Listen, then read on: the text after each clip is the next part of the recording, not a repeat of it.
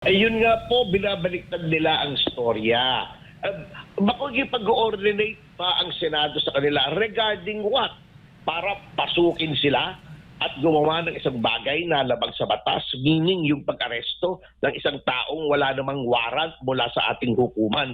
Siyempre po, sila ang papasok sa Senado, sila ang makakapag-coordinate. Sapagkat ang Senado po, kung sasabihin natin ito po ay secure premises. Ang GSIS building kung saan nandoon, insofar as the Senate is concerned, is a secure building. Bakit? Sapagkat nandyan po ang ating 24 na mga senador. Dahil nga sa gulo dyan sa Senado, Attorney, may panawagan po si Senate President Alan Peter Cayetano na sa halip na si Osaa Mau Aplasca ang suspindihin. Itong si NBI Director Melvin Matibag ang dapat suspindihin. Pero ang sabi ng DOJ, tutol po ang DOJ po dito at wala po silang nakikitang rason para po isyuhan po siya ng suspension order, itong si Matibag.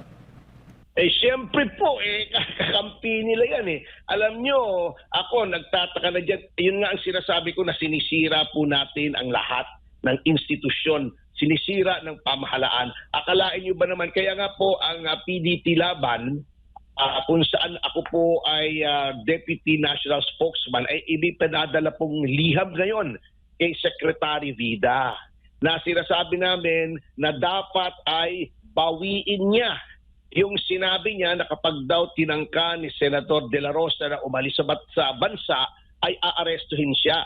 At kine-question po namin, under what basis na aarestuhin mo? Sinabi na roon sa kasong Arroyo versus Secretary of Justice na ang Secretary of Justice ay walang karapatan na mag-issue ng hold departure order kahit kaninong tao, ang mga hukuman po lamang. Wala naman pong aresto. Wala naman pong warrant of arrest si Senator Bato. Wala namang krimeng nakafile sa kanya sa ngayon para pigilin mong umalis sa bansa. So, itong mga ginagawa po ng mga opisyal ng ating gobyerno ay labag po sa konstitusyon at dapat pong tindigan natin. Tumindig tayo laban dito at huwag pong palalaso ng ating isipan sa mga tao na nais wasakin ang ating mga institusyon. Napakalinaw po, Sir Jade, Sir Admar, ng patakaran.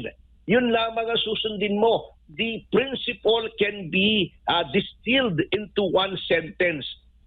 Walang pwedeng arestuhin sa loob ng teritoryo ng Republika ng Pilipinas kapag walang warrant na na-issue ng hukuman ng Pilipinas. Yun lang po ang tandaan nila. Tapos na po ang usapan, pero ang dami pa nilang sinasabi.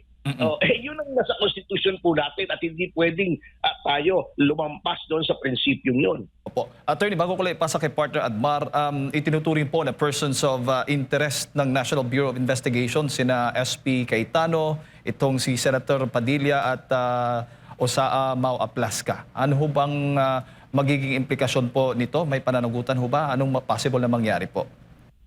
Yan ay isang halimbawa na naman ng bias ng NBI na ito ay nasa ilalim ng Department of Justice. Nababoy na po talaga lahat ng ating institusyon. Anong sinasabi nilang person of interest sa pagtakas daw ni Senator De La Rosa? Saan ba siya tumakas? Wala naman po siyang warrant. Again, bumalik lamang po tayo sa prinsipyong alam po ng kahit sinong first-year law student na walang taong pwedeng arestuhin unless may warrant na in-issue ang isang hukuman dito sa Pilipinas. Yun lang po. So, paano sasabihin tumakas si Senator De La Rosa? Wala namang warrant. Hindi naman siya nakakulong sa Senado. Hindi naman kulungan ng Senado. Siya ay isang incumbent senator. Wala namang reason para hindi siya paalisin sa premises ng Senate. At sinabi naman mismo ng ating Pangulo na walang order para arestuhin si Senator De La Rosa. Sa ginagawa po nilang yan, baka hindi nila nare-realize, hindi abot ng kanilang isipan na ginagawa nilang parang engot ang ating Pangulo. Attorney, magandang umaga. Si Admar po ito. Marami pong nagsasabi na koordinasyon lang ang kulang dahil po sa nangyari. Sa tingin niyo po, sino po ba talaga yung unang magko-coordinate? Kasi sa isang panayam, nabanggit po ni NBI Director Melvin Matibag na nung unang nagkita sila ng kakaupo pa lang ng Sergeant at Arms na si Retired General Aplasca ay hiningi yung kanyang numero para sa mga future coordinations, no? Sa hinaharap po na mga koordinasyon. Now ngayon po, ang iginiit nitong si Director Matibag na dapat nakipag-coordinate daw itong si Aplasca sa kanila. Pero sa tingin niyo po, sino po ba yung unang mag-coordinate? Yung mismong taga-Senado ba o yung taga-NBI? Kasi sa pagkakalam ko, turf nila yung ang Senado ng USAA. Ayun nga po, binabaliktad nila ang storya. Makikipag-coordinate pa ang Senado sa kanila regarding what? Para pasukin sila at gumawa ng isang bagay na labag sa batas, meaning yung pag-aresto ng isang taong wala namang warrant mula sa ating hukuman. Siyempre po, sila ang papasok sa Senado, sila ang makakapag-coordinate. Sapagkat ang Senado po, kung sasabihin natin ito po ay secure premises. Ang GSIS building kung saan nandoon, insofar as the Senate is concerned, is a secure building. Bakit? Sapagkat nandyan po ang ating 24 na mga senador ng Pilipinas na halal ng bayan at sila po habang nandoon ay ginagampanan po nila ang tungkulin na gumawa ng batas bilang mga senador. So dapat po sila ang makipag-coordinate sa Senado, not the other way around. Na anong i-coordinate ni General Aplasca kay Director Matibag? So ang po ako'y nagtataka rin doon At nagkaroon na nga po ng na-establish na natin yung fact na walang order ang Pangulo na arestuhin si Senator De La Rosa. Kung walang order ang Pangulo, sinong nagbigay ng order? Yun ang dapat unang-unang malaman po na upang itong gulong ito ay malaman natin kung sino nag-umpisa. Who gave the order to arrest Senator De La Rosa? At kung hindi ang Pangulo, sino? Maaaring ang DOJ, Secretary, o yung nagbigay ng order which is an illegal order ay yun ang dapat managot. Yun ang dapat tingnan nila. Ginugulo nilang istorya sapagkat alam nila na hindi maaring ma-justify yung pinaggagawa nila na panggugulo sa Senado.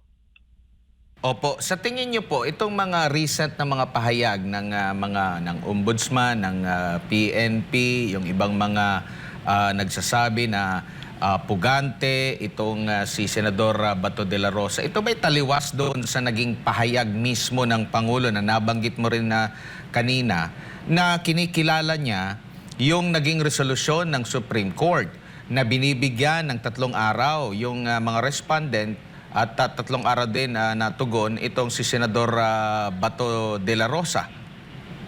O tama po yun. At katulad nga ng nabanggit ko po kanina, una ko nang nabanggit, ginagawa nilang katanga-tanga ang Pangulo, sorry for the use of the term, sapagkat sinasabi nilang pugante, wala ngang utos ang mismong Chief Executive para arestuhin. At bakit?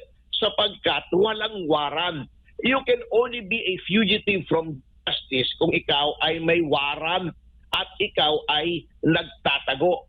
Ito po ay sisiwaran, again ulitin ko po, kasi yung iba pong mga sumasalungat po sa atin medyo mahihina po ang mga kokote at parang hindi maintindihan.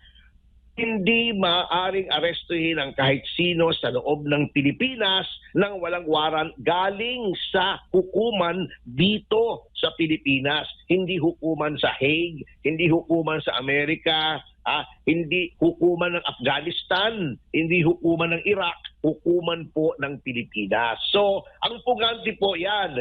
Si Senator Lacson, naging pugante yan kasi may warrant po yan galing sa local court at nagtago. Si Trillanes, yan, naging pugante po yan. Yan po yung mga totoong pugante. Hindi yung, yung wala namang warrant, tatangkahin mong arestuhin. Pero ano naman po yung masasabi ninyo in relation din dyan sa pinag-uusapan natin sa naging reply naman po ng Solicitor General. Quote and quote, sabi dito, undeniably, Senator De La Rosa did not come to court with clean hands. His attempts to evade and obfuscate the warrant of arrest issued against him show a deliberate intent to mock the judicial process. Through Republic Act number 9851, the state itself acknowledged and committed to the international community that there are crimes so grave that our government cannot simply look away. At its core, this case asks what rule of law truly means, whether the law exists merely as a shield for the powerful when accountability finally reaches them, or whether it still carries its highest purpose, which is the attainment of justice. Attorney, anong opinion mo rito? Cut and paste po yan kung saan pinagkukuha yan. O palagay ko, nag-chat GPT itong ating Solicitor General. Sapagkat, alam nyo pa, yan ang tinatawag nating platitudes or motherhood statements. Sapagkat, walang sinasabi dyan, under what law ba ang ng Pilipinas nila gina-justify yung pagsasabing ini-evade ni Senator De La Rosa ang isang warrant. Ang sinasabi lang, if you come to court, you come with clean hands. Yun ay yung may existing warrant from a local court. Hindi nila binanggit yung basihan. Pero may basihan po upang sabihin hindi pwedeng arestuhin si Senator Bato. Ano yan po, ang pinakamataas na batas ng Pilipinas ay ang konstitusyon ng ating saligang batas.